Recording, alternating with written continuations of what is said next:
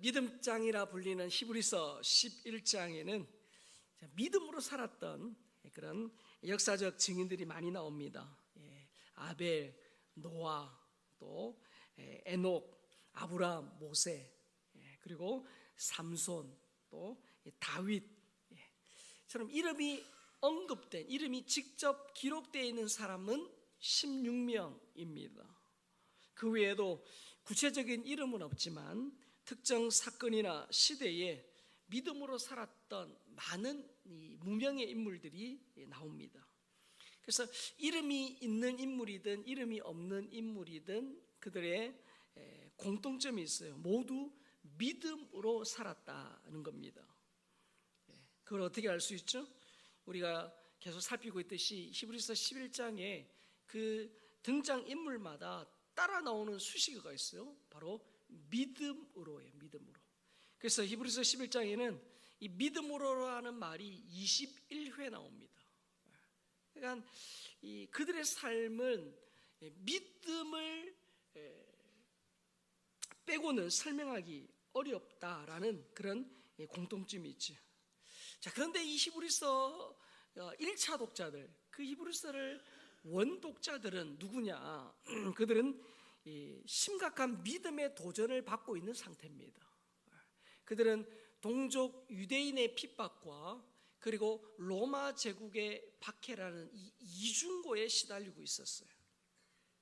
그래서 그런 그들을 위해서 히브리서 저자는 그 믿음의 조상들을 한 명 한 명 언급하면서 그리스도를 붙잡고, 그리스도를 딱 붙잡고 믿음으로 끝까지 인내하라는 그런 격려의 메시지를 전하고 있는 겁니다. 자, 우리는 지난 시간 믿음의 조상 이 아브라함 믿음에 대해서 살펴보았어요. 자, 이미 제가 말씀드렸다시피 아브라함 하면 믿음의 조상이라는 그런 영광스러운 수식어가 따라다니지만 그가 처음부터 대단한 믿음의 사람이었느냐? 그렇지 않다는 거예요. 오히려 성경은 아브라함이 우상 숭배 가문 출신이다 그렇게 말하고 있어요. 그러한 내용을 숨기지 않아요. 그가 믿음의 조상이 될 수 있었던 이유는 뭡니까?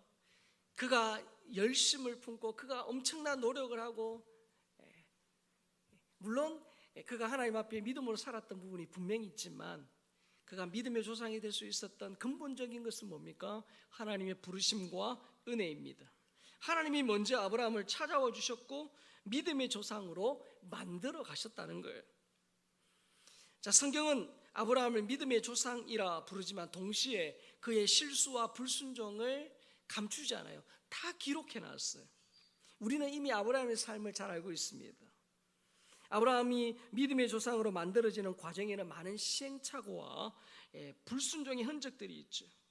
예를 들면 이런 겁니다. 하나님이 그를 부르시고 가나안 땅에 머물러 있기를 원하셨는데 그 땅에 흉년이 드니까, 가나안에 흉년이 드니까 이 불안한 거예요.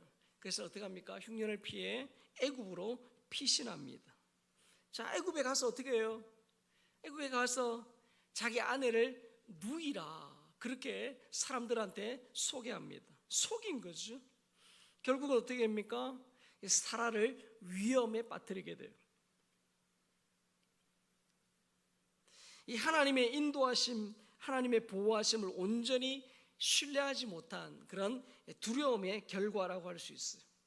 그런데 참 놀라운 것은 아브라함이 이후에도 이 그랄 왕 아비멜렉에게 아내를 누이라 그렇게 속입니다.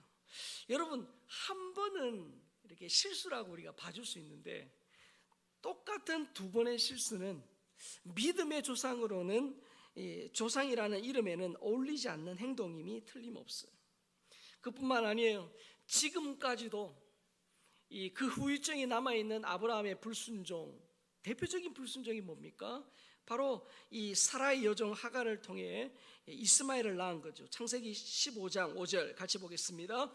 그를 이끌고 밖으로 나가 이르시되 하늘을 우러러 묵배를 셀 수 있나 보라.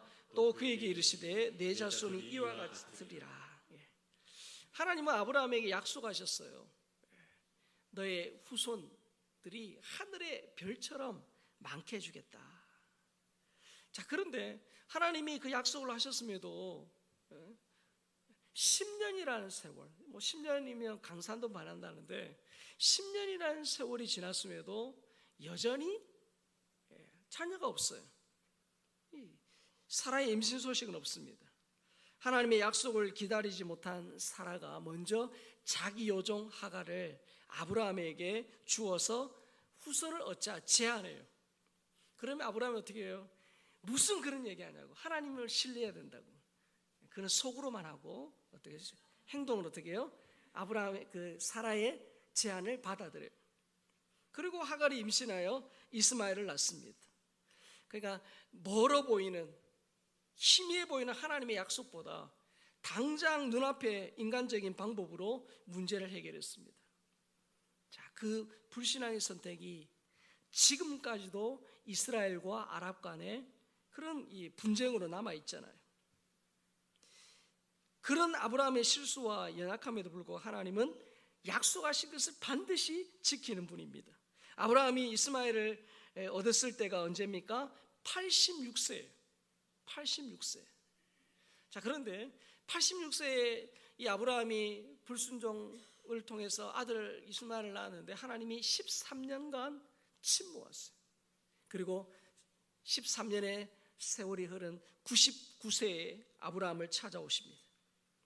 그리고 하나님은 아브라함에게 그가 나이 75세 처음 아브라함을 찾아왔을 때 그 약속을 재차 상기시켰어요. 창세기 17장 15절에 17절을 같이 읽습니다.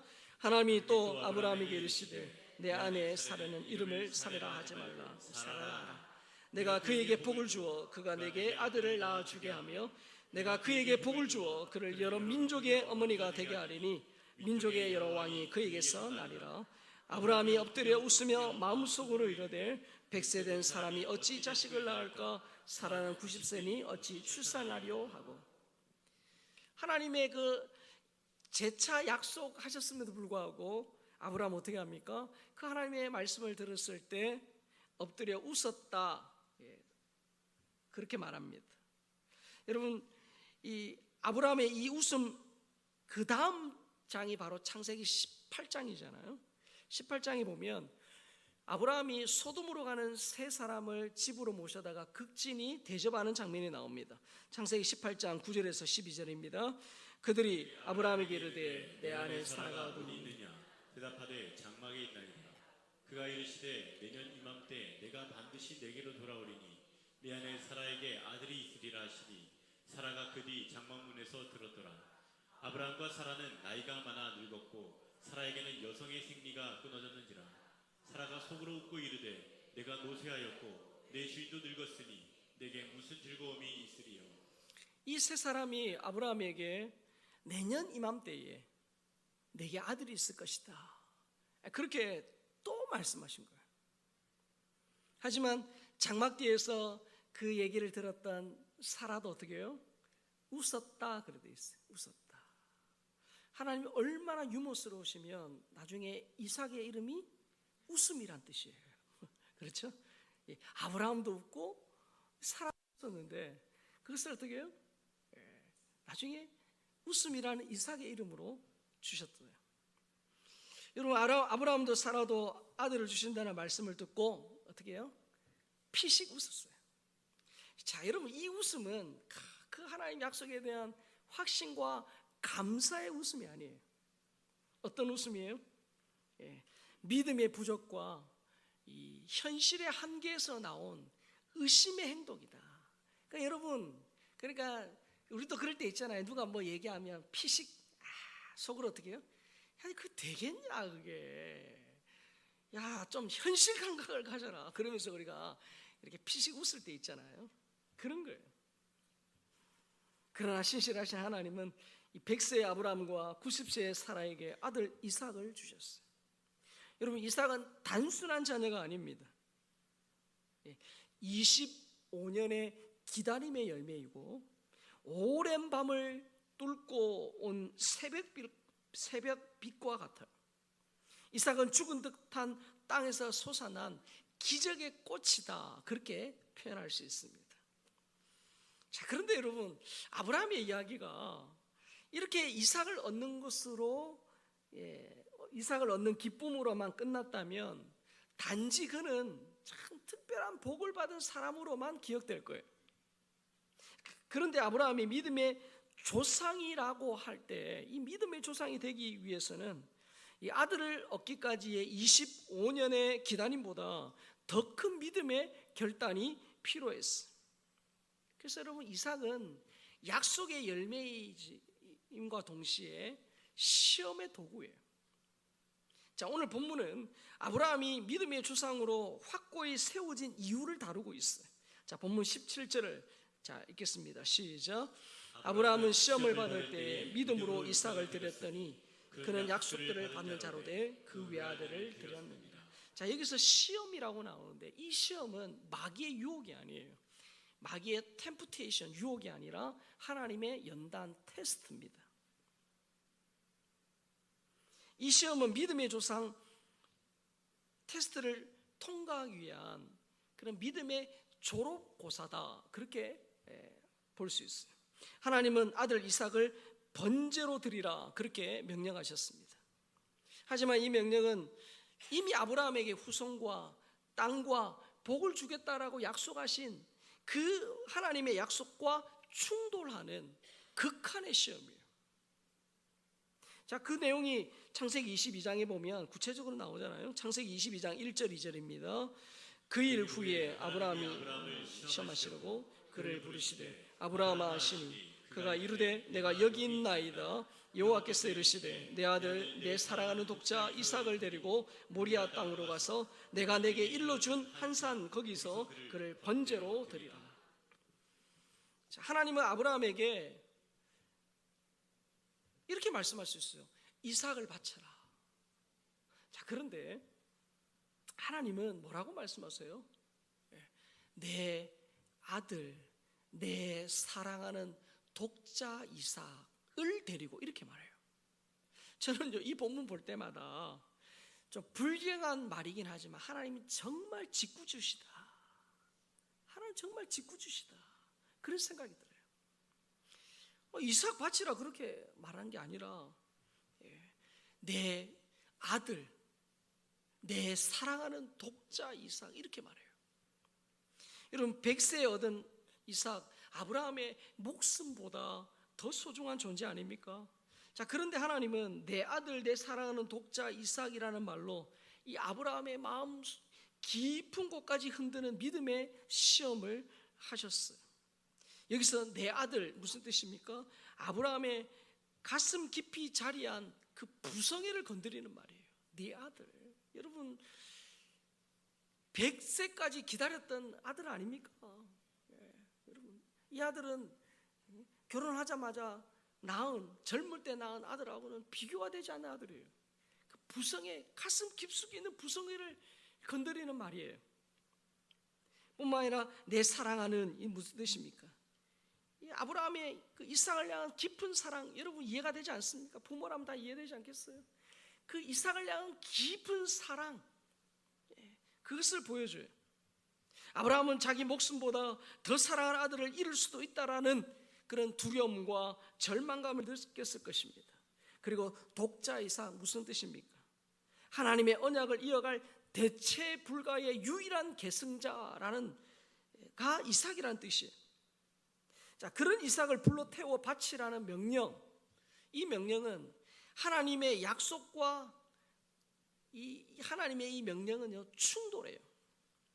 충돌한다는 현실적인 문제가 있어요. 거기에다가 하나님은 이 사람을 불태워 죽인 인신제사를 엄격히 금하셨거든요. 그러니까 아들을 번제로 드리라는 이 명령은 인신제사를 금하신 하나님의 그 성품, 그 성품과도 어긋나요. 그 어긋나는 신학적인 문제가 있어요. 여러분, 당황스러웠고 그리고 도저히 상식적으로 이해되지 않는 하나님의 명령을 들은 아브라함의 그 심리적 갈등, 여러분 얼마나 컸을까요? 오랜 세월을 기다려 얻은 외아들을 직접 제물로 바치는 일은 아버지로서 견딜 수 없는 요구이자 명령이에요. 자, 내가 순종하면 우리 집안은 어떻게 되는가? 이삭이 죽으면 하나님의 약속은 어떻게 되는가? 꼬리에 꼬리를 무는 의문이 계속 생겼을 것입니다. 아브라함이 느꼈을 인간적인 불안 또 얼마나 컸겠어요.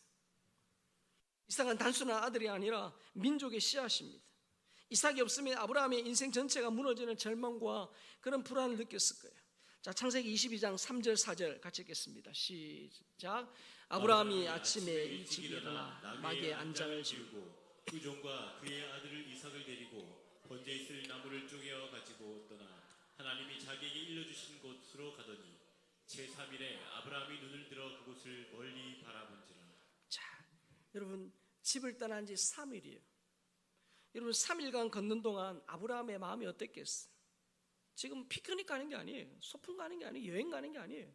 하나님이 지시할 그 땅을 향해 가는데 3일 동안 여러분 그 마음속에서 일어났을 그 심리적인 어떤 갈등들을 한번 생각해 보세요. 결정적으로 나중에 이삭이 이렇게 묻잖아요. 아버지, 나무도 있고 불도 있고 다 있는데 번제할 어린 양은 어디 있습니까? 라고 물었을 때 여러분 이 아브라함의 심정이 어떻겠어요? 아마 진짜 가슴이 철렁 내려앉았을 거예요. 아브라함이 선택할 수 있는 선택지는 두 개입니다. 상식과 본능에 따라 하나님의 명령을 거부하거나 아니면 하나님의 말씀을 하나님을 신뢰하여 순종하거나 이 두 가지 선택지예요. 우리는 이미 아브라함의 선택을 알고 있어요. 그리고 내 아들 바치라고 한 게 아니니까 우리 그렇게 심각하게 생각해 본 적이 없죠. 맞죠? 이 아브라함은 그 갈림길에서 상식과 본능이 아닌 신뢰와 순종의 길을 선택해요. 자, 본문 18절 19절 있습니다. 그에게 이미 말씀하시기를 내 자손이라 칭할 자는 이삭으로 말미암으리라 하셨으니 그가 하나님이 능히 이삭을 죽은 자 가운데서 살릴 줄을 생각한지라 비유컨대 그를 죽은 자 가운데서 도로 받은 것입니다. 자, 여러분 이삭을 번제로 바치라는 명령은 하나님의 약속과 충돌하고 비윤리적이며 또 상식적으로도 도저히 이해할 수 없는 요구입니다. 하지만 하나님은 이삭을 통해서만 언약을 성취하겠다라고 선언하셨어요. 자, 그러니까 여러분 이 아브라함은 그 하나님의 이해할 수 없는 명령과 이 이삭을 통해서 내 자손을 별과 같이 많게 했다라고 하는 이 하나님에게서 나온 이 두 가지 말씀이 충돌하는 그 상황에서 결국 그가 이 하나님의 약속을 신뢰하기로 결단을 해요. 자, 그런데 그 결단, 그런 선택을 할 수 있었던 이유가 뭡니까? 하나님이 능히 이삭을 죽은 자 가운데서 다시 살리실 줄로 생각했다는 거예요. 자, 여러분 이 생각을 가지고 그가 했던 말을 한번 봅시다. 창세기 22장 5절이에요. 자, 같이 읽습니다. 시작. 이에 아브라함이 종들에게 이르되 너희는 나귀와 함께 여기서 기다리라. 내가 아이와 함께 저기 가서 예배하고 우리가 너희에게로 돌아오리라 하고. 아브라함이 종들에게 뭐라고 말합니까? 너희는 나귀와 함께 여기 있으라 그렇게 말해요. 자, 여러분 이 말은 단순히 둘러대기 위해 한 말이 아닙니다. 그러면서 아브라함이 이어서 말합니다. 내가 아이와 함께 저기 가서 예배하고 우리가 너희에게로 돌아오리라. 여러분 하나님의 명령대로 이삭을 죽여 번제로 드리면 누구만 오는 겁니까? 아브라함 혼자 오는 거예요. 자, 그러나 아브라함은 뭐라고 말합니까? 우리가 너희에게로 돌아오리라. 여러분 여기서 우리 한글 번역도 복수로 되어 있는데 히브리 원문은 또 정확하게 복수로 되어 있어요. 아브라함 혼자 돌아오는 것이 아니라 이삭과 함께 돌아온다라는 확신의 표현이에요. 우리가 돌아올 것이라는 이 확신은 오늘 본문 19절의 말씀처럼 하나님이 능히 죽은 자 가운데서 다시 살리실 것을 어떻게 해요? 것이라는 그 부활 신앙의 근거예요. 하나님이 죽게 하실지라도 죽이실지라도 다시 살리실 줄로 생각했다는 거예요. 여러분, 이것이 가능한 이유가 뭡니까? 아브라함은 아까도 제가 말씀드렸다시피 지금껏 살아오면서 하나님이 앞에 실수도 많았고요, 시행착오도 많았어요, 불신앙도 있었어요. 자, 그때마다 하나님이 상황을 역전시키시는 전능하신 하나님을 경험했어요. 특히 죽은 땅 같은 자신과 아내를 통해서 이삭이라는 기적의 꽃을 피우시는 그 창조주 하나님의 전능하심을 봤거든요. 아브라함은 실수의 늪에 빠지고 불순종의 돌부리에 넘어졌지만 그때마다 하나님이 일으켜 세워주셔서 그때마다 어떻게 믿음을 그에게 믿음이 자라게 하셨어요. 이런 하나님의 아브라함을 향한 섭리는 지금 우리에게도 다르지 않아요. 우리도 때로는 약해서, 때로는 악해서, 때로는 약해서, 때로는 욕심 때문에 하나님의 말씀을 거역하고 불순종할 때가 있습니다. 하지만 그때마다 하나님이 기다려주셔요. 참아주셔요. 그래서 사람을 붙여주시고 환경을 어떻게 해요? 때로 역전시키시고 상황을 반전시켜 주셔요. 그런 과정을 통해 우리의 믿음이 조금씩 자라게 하셨어요. 여러분, 지금 학생들 중간고사 기간이거든요. 여러분, 선생님들이 학생들에게 시험을 내는 이유 아시죠? 우리 학부모님들도 학교 다닐 때 시험 때문에 많이 힘들으셨지만 만약에 지금 모든 학교에 시험을 없앤다 그러면 여러분들 찬성하시겠어요? 반대하시겠어요? 예? 예. 나도 학생 때 누가 시험 만들었냐라고 그렇게 막 항변했지만 부모가 돼서 학생을 기르는, 자녀를 기르는 입장에서 보면 시험은 반드시 있어야 돼요. 우리 학생들은 온몸으로 거부할지 모르겠지만 부모 입장에서 학생들은 시험이 있어야 돼요. 그래야 뭐합니까? 공부하고 그래야 실력이 향상돼요. 선생님이 시험을 내는 것은 학생들을 일부러 괴롭히기 위해서가 아니잖아요. 실력을 향상시키기 위함이에요. 하나님도 우리에게 우리의 속사람을 강건하게 하시고 더 큰 믿음을 주시기 위해서 연단의 시험을 주세요. 그것이 아브라함에게는 어떻게 해요? 이삭이었어요. 제가 아까 말씀드렸어요. 이삭은 그 하나님 약속의 열매임과 동시에 시험의 도구였다 말씀드렸어요. 아브라함은 이 이삭이라는 문제를 잘 풀었을 때에 그의 믿음을 인정받게 됐어요. 하나님 우리에게도 다르잖아요. 우리에게도 때로는 건강의 시험, 때로는 재정의 시험, 자녀의 시험, 진로와 노후의 시험을 주셔요. 그 시험 우리를 망하게 하거나 우리를 괴롭히기 위해 주신 게 아닙니다. 시험을 통해서 우리의 이 영적 내공을 쌓게 하시고요, 우리의 영적인 실력을 쌓게 하시기 위함이에요. 자, 신명기 8장 2절에 보면 이렇게 돼 있잖아요. 같이 한번 읽어봅시다. 시작. 내 조상들도 알지 못하던 만나를 광야에서 내게 먹이셨나니 이는 다 너를 낮추시며 너를 시험하사 마침내 내게 복을 주려 하심이었느니라. 자, 여러분 저 말씀 잘 보세요. 여러분 그 죽을 고생해서 이스라엘 백성들이 출애굽했잖아요. 그 10가지 재앙을 통해서 출애굽했어요. 그 홍해를 극적으로 건넜어요. 자, 그러면 상식적으로 생각해 봤을 때 빨리 가나안 땅으로 가는 것이 그게 진짜 하나님 뜻처럼 보이지 않습니까? 자, 그런데 하나님은 그들을 가나안 땅으로 바로 보내지 않아요. 하나님은 그들을 극한의 땅 광야로 데려가셔요. 자, 그런데 놀라운 사실은 광야는 사람이 죽기에 알맞은, 사람이 살 수 없는 척박한 땅이에요. 그런데 이스라엘 전 역사를 통틀어 봤을 때 그 광야 40년보다 매일 하나님의 능력과 하나님의 기적을 체험한 때가 없어요. 상황은 가장 척박하고 가장 힘들었지만 그때는 매일 불기둥 구름기둥, 생수와 만나, 그러니까 하나님이 나와 함께 하신다, 하나님이 나를 먹이신다라는 것을 매일 매 순간 체험했던 순간이 그때예요. 그때. 여러분, 아이러니하지 않아요? 하나님은 광야라는 척박한 땅으로 몰아넣었지만 하나님은 온전히 신뢰하는 훈련을 통해서 마침내 어떻게 해요? 내게 복을 주려 하심이었다. 이게 하나님 뜻이었어요. 여러분, 아빠가 어린 자녀에게 선물 사들고 오잖아요.